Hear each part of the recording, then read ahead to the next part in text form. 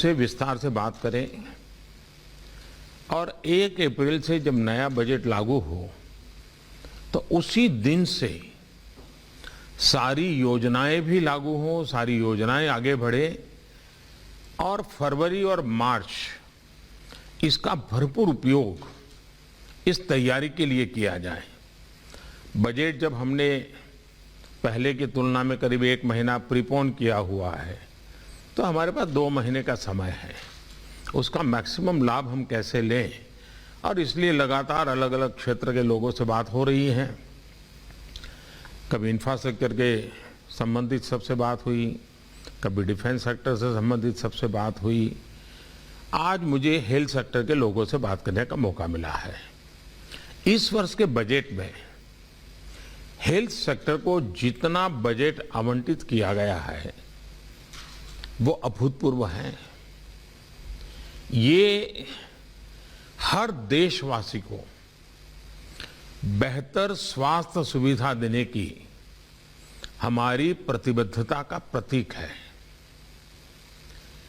बीता वर्ष एक तरह से देश के लिए, दुनिया के लिए, पूरी मानव जात के लिए और खास करके हेल्थ सेक्टर के लिए एक प्रकार से अग्नि परीक्षा की तरह रहा था। मुझे खुशी है कि आप सभी देश का हेल्थ सेक्टर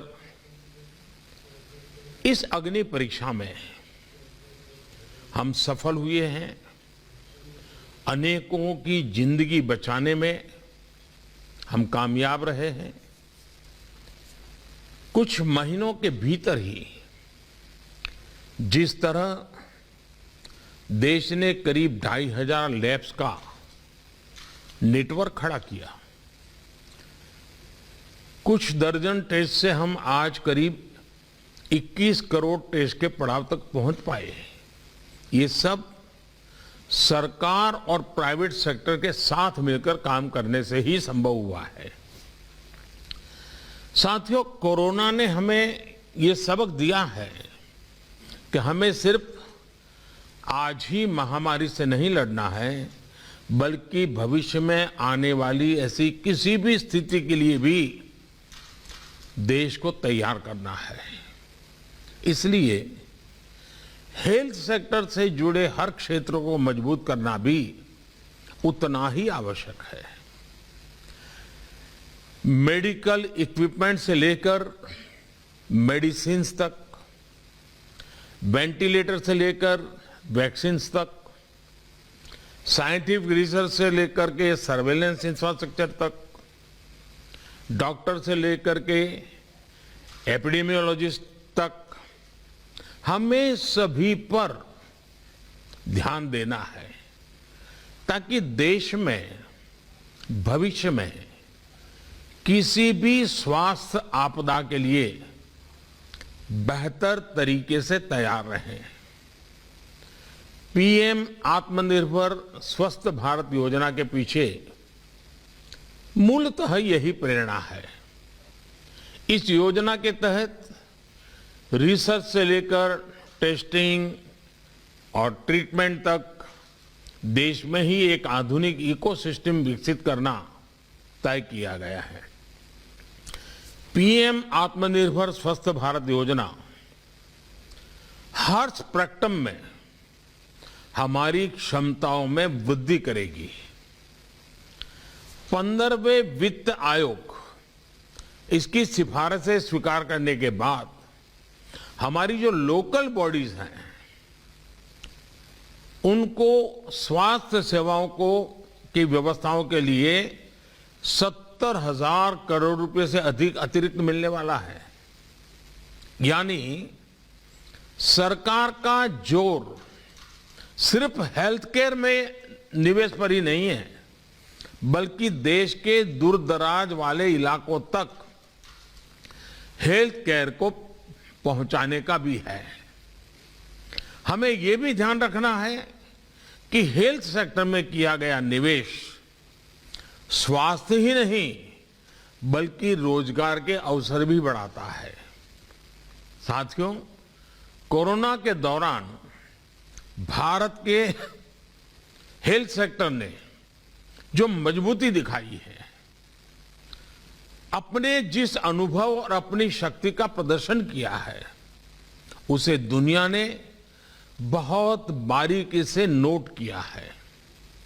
आज पूरे विश्व में भारत के हेल्थ सेक्टर की प्रतिष्ठा और भारत के हेल्थ सेक्टर पर भरोसा एक नए स्तर पर पहुंचा है। हमें इस भरोसे को ध्यान में रखते हुए भी अपनी तैयारियां करनी है। आने वाले समय में भारतीय डॉक्टरों की डिमांड विश्व में और ज्यादा बढ़ने वाली है और कारण है ये भरोसा। आने वाले समय में भारतीय नर्सेज, भारतीय पैरामेडिकल स्टाफ की डिमांड पूरी दुनिया में बढ़ेगी, आप लिख करके रखिए। इस दौरान भारतीय दवाइयां और भारतीय वैक्सीनों ने एक नया भरोसा हासिल किया है।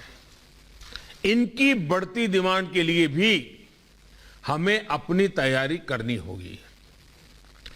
हमारे मेडिकल एजुकेशन सिस्टम पर भी स्वाभाविक रूप से लोगों का ध्यान जाएगा, उस पर भरोसा बढ़ेगा। आने वाले दिनों में दुनिया के और देशों से भी मेडिकल एजुकेशन के लिए, भारत में पढ़ाई करने के लिए विद्यार्थियों के आने की संभावना भी बढ़ने वाली है और हमें इसे प्रोत्साहित भी करना चाहिए। कोरोना के दौरान हमने वेंटिलेटर और अन्य सामान बनाने में जो महारत हासिल कर ली है, इसकी वैश्विक डिमांड पूरी करने के लिए भी भारत को तेजी से काम करना होगा। क्या भारत ये सपना देख सकता है कि दुनिया को जिस जिस आधुनिक मेडिकल इक्विपमेंट की आवश्यकता है, वो कॉस्ट इफेक्टिव कैसे बने, भारत ग्लोबल सप्लायर कैसे बने और एफोर्डेबल व्यवस्था होगी, सस्टेनेबल व्यवस्था होगी, यूजर फ्रेंडली टेक्नोलॉजी होगी। मैं पक्का मानता हूं दुनिया की नजर भारत की तरफ जाएगी और हेल्थ सेक्टर में जरूर जाएगी। साथियों, सरकार का बजट निश्चित तौर पर एक कैटेलिक एजेंट होता है, लेकिन बात तभी बनेगी जब हम सब मिलकर के काम करेंगे। साथियों, स्वास्थ्य को लेकर हमारी सरकार की अप्रोच पहले की सरकारों की सोच से जरा अलग है। इस बजट के बाद आप भी ये सवाल देख रहे होंगे, जिसमें स्वच्छता की बात होगी, पोषण की बात होगी, वेलनेस की बात होगी, आयुष का हेल्थ प्लानिंग होगा। ये सारी चीजें एक होलिस्टिक अप्रोच के साथ हम आगे बढ़ा रहे हैं। यही वो सोच है जिसकी वजह से पहले हेल्थ सेक्टर को आमतौर पर टुकड़ों में देखा जाता था और टुकड़ों में ही उसको हैंडल किया जाता था। हमारी सरकार हेल्थ इश्यूज को टुकड़ों के बजाय एक होलिस्टिक तरीके से, एक इंटीग्रेटेड अप्रोच की तरफ से और एक फोकस तरीके से देखने का प्रयास कर रही है। इसलिए हमने देश में सिर्फ ट्रीटमेंट ही नहीं, वेलनेस पर फोकस करना शुरू किया है।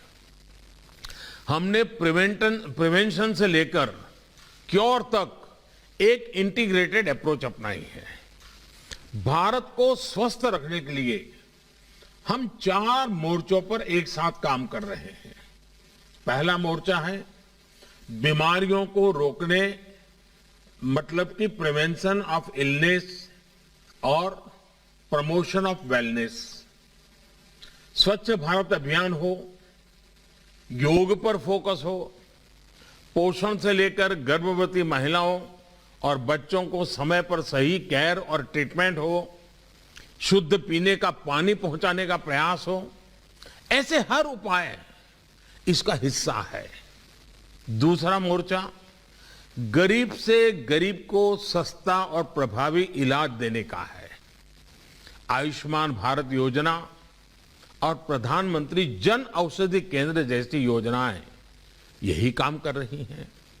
तीसरा मोर्चा है हेल्थ इंफ्रास्ट्रक्चर और हेल्थ केयर प्रोफेशनल्स की क्वांटिटी और क्वालिटी में बढ़ोतरी करना।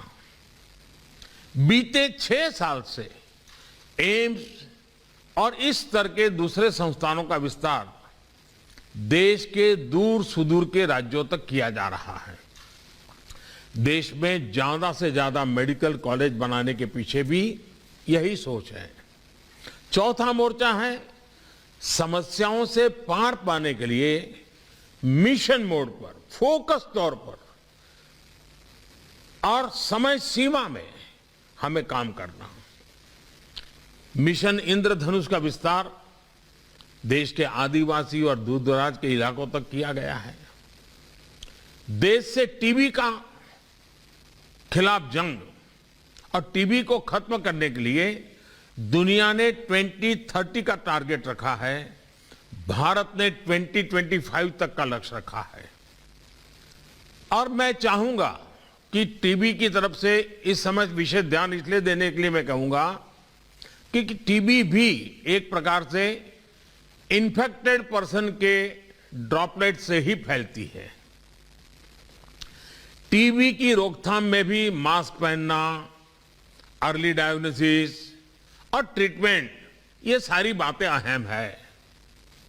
ऐसे में कोरोना काल में जो हमें अनुभव मिला है, जो एक प्रकार से हिंदुस्तान के कॉमन मैन तक पहुंच चुका है, अब उसी हमारी प्रैक्टिसेस को हम टीबी के क्षेत्र में भी उसी मोड में काम करेंगे तो टीबी से जो हमें लड़ाई लड़नी है बहुत आसानी से हम जीत सकते हैं।